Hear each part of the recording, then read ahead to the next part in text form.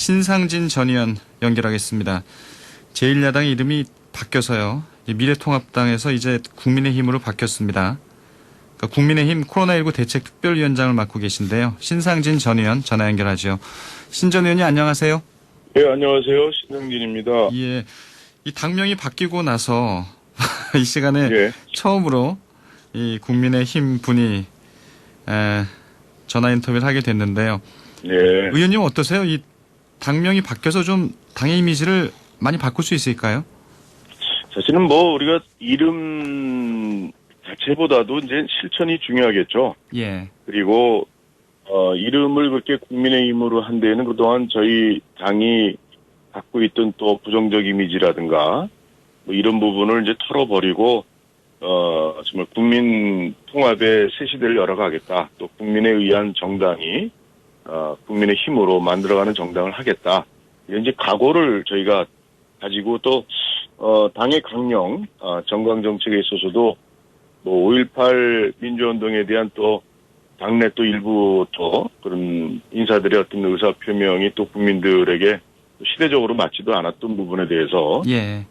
이제 그런 5.18 민주화 운동 뿐 아니라 이제 뭐 3.1 정신석도 쭉 해서 5.18 민주화 운동도 거기다가 넣고 해서 그런 민주화 그런 정신을 우리가 당에 어떤 나갈 방향으로 이렇게 생각을 한다라는 내용도 들어가 있습니다. 그래서 예. 이제 그러한 또 뭐 소상공인이나 자영업자 이런 부분에 대한 경제 민주화를 통한 그 부분에 대한 어떤 또 좋은 또 발전을 꾀할 수 있는 이런 여러 가지 좀 과거 강령과는 좀 더 다르게 내용이 들어갔는데 그러한 것을 앞으로 이제 어떻게 실천하느냐 예. 그런 것들이 국민의 평가의 몫이라고 생각하고요. 이미지 개선에는 뭐 저희의 노력이 또 계속 있어야 진정하게 또 이미지 개선이 되겠죠. 예. 그러니까 당의 이름만이 바뀐 게 아니라 이 정강 정책이 바뀌었기 때문에 예. 당의 이미지 개선에는 큰 기대를 하고 있다 이렇게 보시는 거네요. 예. 그리고 앞으로 이런 실천 속에서 이제 국민들께 신뢰받고 또 예. 앞으로 대한정당 또 수권정당 또 그런 정당으로 또 발전하는 그런 기초를 마련했다 이렇게 다시 새롭게 예. 그렇게 아마 평가되도록 노력해야죠 저희가. 근데 이제 언론에서 좀 주목했던 게 이제 사선 연임 금지 부분이 예. 과연 그 정강 정책에 담기느냐 이 부분이었는데 역시 좀 현역 의원들이 많이 반발하신 것 같은데 예, 의원님께서도 이제 사선 의원 출신이시잖아요. 예예. 예, 일각에서는 좀 쇄신 의지가 후퇴한 것 아니냐 이런 지적도 있었어요. 근데 사실은 이게 사선에 금지시키냐 이런 문제는 이게 사실 이게 아주 저급한 어떤 그 평가 기준이 언론에서나 뭐 여러 가지 회자되고 있는데 예. 사실 솔직히 사선 초선 때 뇌물 받고 구속되는 의원도 있고 예? 4선 5선 돼서 깨끗하게 정말 정치에 헌신하고 정말 국민 위해서 일하는 의원이 뭐 많지는 않아도 네. 또 그런 의원도 있고 그러니까 그런 거를 평가하는 거는 이제 당의 이제 선거 때 공천 과정과 또 본선거에서 이제 지역 유권자들이 그 사람을 평가하고 5선 6선 만들어주고 안 만들어주고는 이 국민의 몫이라고 생각해요. 예. 이런 것을 이렇게 뭐 된다 안 된다 하는 거는 이건 뭐 군사 독재에서 배운 어떤 그런 시각들을 소위 민주화 운동회 때는 뭐 사람들도 또 남의 정당에 대해서는 그런 잣대를 가지고 또 그게 쇄신이 아니냐 그렇게 바라보는 시각들을 우리가 이제는 좀 극복하고 털어버리고 예. 나가야 되는 시대가 아닌가 이렇게 생각합니다. 알겠습니다. 네. 이제 국민의힘 코로나19 대책특별위원장을 이제 맡게 네. 되신 거잖아요. 네. 예. 지금 코로나19 상황은 좀 어떻게 진단하세요? 상당히 아주 우선 걱정스러운데요. 예. 요새 아마 내년까지 간다 이렇게 생각합니다. 첫째는 백신 개발이 돼서 우리 국민들이 맞을 때가 되고 예. 또한 이제 이렇게 또 감염자가 계속 나오듯이 해서 집단 면역이 또 형성되는 이런 두 가지가 돼야 이게 종식이 될 텐데 이 현재 이제 뭐 최근에 질병관리본부에서도 발표했듯이 무증상 감염자가 확진자의 절반 가까이 됩니다 이게. 예. 그러니까 이제 무증상 감염자가 이제 2차, 3차 감염을 퍼뜨리는데 이것은 알 길이 없어지죠 역학조사로도. 예. 이렇게 되면 결국은 이제 초기서부터 우리가 전문가들이 걱정했던 부분이 이제 지역사회에 감염이 만연할 것이다. 이런 부분 때문에 지금의 이 상황은 굉장히 심각하고 설사 이번에 또 확진자가 이제 좀 줄어드는 추세가 보인다 하더라도 결코 안심할 수 없고 또 그동안 보면 좀 뭐 이게 이제 원래 전 세계적으로도 좀 줄었다 늘었다 이런 걸 반복을 하는데 예. 여기서 중요한 것이 이 방역 당국의 이 질병관리본부에 많은 이 방역 부분을 맡겨야 됩니다. 이게 그 판단에. 예. 근데 아쉽게도 문재인 대통령께서 뭐 경제 살려고로는 또 좋은 의도가 있다고도 생각할 수 있지만 이게 좀 확진자가 좀 줄어들면 또 이제 국민을 이제 또 방심시키는 또 뭐 그런 또 말씀들을 하세요. 일상으로 돌아간다, 뭐 쿠폰 발행이다, 뭐 대체 공휴일이다 이렇게 또 국민을 마음껏 또 풀어놨다가 결국은 그것이 또 이제 재확산에 또 자꾸 계기가 되고 이태원 때도 마찬가지고요.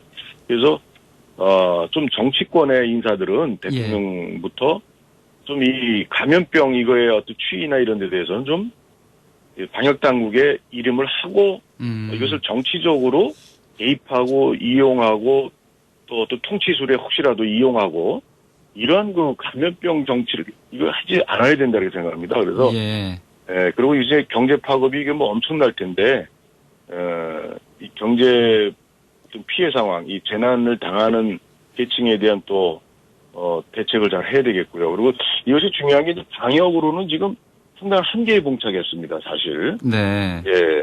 그렇기 때문에 저희가 이제 중요하게 역점을 둬야 되는 게 사망률이 문제 아닙니까? 이 코로나 감염돼서 결국은 사망에 이르는. 위중증자가 늘고 있죠.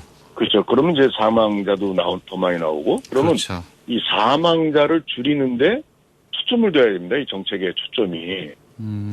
그러니까 젊은 사람들께서 감염되는 건 본인들에게는 큰 생명의 지장을 주지 않아요, 대개는. 근데 그런 사람들이 감염된 사람이 이제 노약자, 또 이 기저질환이 있는 사람들한테 이게 전파가 돼서 그 사람들이 생명을 잃게 되는 게 문제거든요. 예. 그래서 이 국가 전략도 방역은 방역대로 열심히 하되 좀 치료의 사망률을 줄이기 위한 치료 중심의 그런 이 코로나 대응 전략을 잘 짜야 되겠다. 예. 지금 청취자 문자도 좀 들어오는데요. 이 8596님. 네. 사실 코로나가 광화문 집회 때보다 추석 때 이동과 모임이 더 심할지 모릅니다. 이렇게 올려주셨는데 실제 이 추석 연휴에 좀 이동을 금지해야 되지 않느냐는 여론이 벌써부터 나오고 있습니다. 네. 의원님 어떻게 보세요? 네. 이 추석은 우리 민족 최대 명절인데 이걸 뭐 전면적으로 금지를 했을 때 생기는 문제도 참 많을 텐데요. 그래서 이것은 아직 시간이 있으니까 이 확진자 이 추세를 좀 보면서 특정 부분에 대한 감염의 위험이 높은 그런 부분에 대한 또 개인의 어떤 또 이 방역 수칙이라든가 여러 가지를 좀 감안해서 좀 더 시간이 있으니까 좀 지켜보고 거기에 따른 결과를 좀 방역 당국에서 결정을 해야 될 것 같습니다. 최근에 이제 국민의힘이 아무래도 좀 많이 오른쪽에 가 계신 분들과는 좀 선을 긋는 것 같습니다. 뭐 이른바 이제 태극기 부대라고 하죠. 이 부분은 의원님은 좀 어떻게 바라보세요? 글쎄요, 저희 우리나라에 이제 구구란 표현들을 또 여당 의원들이나 또 일각에 쓰는데 사실 우리 대한민국의 이 국가주의, 전체주의, 인종차별주의 이렇게 하는 그런 또 폭력도 쓰고 하는 그런 이 외국에서 보는 극우 세력이라는 건 저는 크게 형성돼 있다고 생각을 하지 않습니다. 예. 그런데 이제 또 강경 문재인 정권 반대 세력이라고 어떻게 보면 규정할 수도 있는데 이제 그런 분들이 저희 당연 국민 전체에 대한 책임을 지고 또 정당으로서의 역할을 또 해야 되기 때문에 이제 그러한 좀 강경 어떤 투쟁 위주의 그런 이제 분들과는 일정 정도 다를 수밖에 없고 또 다르게 가야 되겠죠. 예. 제가 이제 여쭤본 이유가 이 정광훈 목사가 이제 퇴원을 했잖아요. 예. 퇴원 직후에 이 기자회견을 보면서 또 걱정하는 분들이 많아서 예. 어떻게 보시나 이제 궁금해서 여쭙습니다. 글쎄, 이거는 이제 우리 야당도 문재인 정권의 실정에 대해서 많은 비판을 하고 또 싸울 때 싸우고 막 하지만 이 코로나 이 방역에 대해서 국민들이 걱정하시는 부분에 대해서는 좀, 이 정광 목사님 그쪽에서도 투쟁과, 문재인 정권에 대한 투쟁과 이 코로나 극복에 동참해서 방역에 함께해서 국민을 안심시켜 주시는 그런 역할은 좀 구별해서 판단해 주셨으면 좋겠다. 예. 이런 생각을 합니다. 그래서 좀 국민의 걱정하신 부분에 대한 좀 일정 좀 사과도 하시고 그리고 문재인 정권에 대해서 또 반대하고 규탄할 건 또 하시고 이렇게 좀 그런 거 나눠서 좀 가는 게 어떤가. 네, 저는 알겠습니다. 생각합니다. 의원님 얘기 들으니까 어느 정도 이 선긋기는 하시는 것 같네요. 예. 의사협회 회장을 또 지내셨잖아요. 네. 지금 뭐 의사들의 집단 휴진 사태 또 걱정스럽게 바라보고 계실 텐데 뭔가 좀 이제 이렇게 좀 논의가 재개되는 것 같기도 하고요. 네. 좀 전망은 어떻게 보시나요? 글쎄, 오늘 어저께 의료계에서 단일 합의안을 만들어서 정부에 요청한다고 그러는데 예. 이제 오늘부터 이제 좀 협상 테이블이 만들어지겠죠. 근데 사실 이게 도저히 좀 저는 이해할 수 없는 게 아니 의료 인력이 정말 아주 소중한 시기에 왜 이게 갑자기 급하지도 않은 의대 정원 문제라든가 공공의대 문제 이런 것들을 왜 의사들을 자극을 해서 의사들이 뛰쳐나오게 만드느냐. 사실은 시기적으로도 맞지도 않고 또 이것이 절차 과정상에서도 공청회 의대 정원 확대 문제는 공청회 한번 열지도 않고 예. 이런 국가적인 큰 보건의료 정책을 그 주축이라고 볼 수 있는 그런 의료계와 어떤 협의도 없이 이렇게 그냥 밀어붙이는 거는 단순히 OECD 평균보다 우리가 의사 수가 적다. 그 이유 하나예요 보면은. 네. 근데 그거는 이제 따져보면 국민 수당 의사 수의 어떤 적고 많은 것보다 이 접근성이 굉장히 중요해요. 의료 이용을 얼마나 국민들이 원활하게 할 수 있느냐.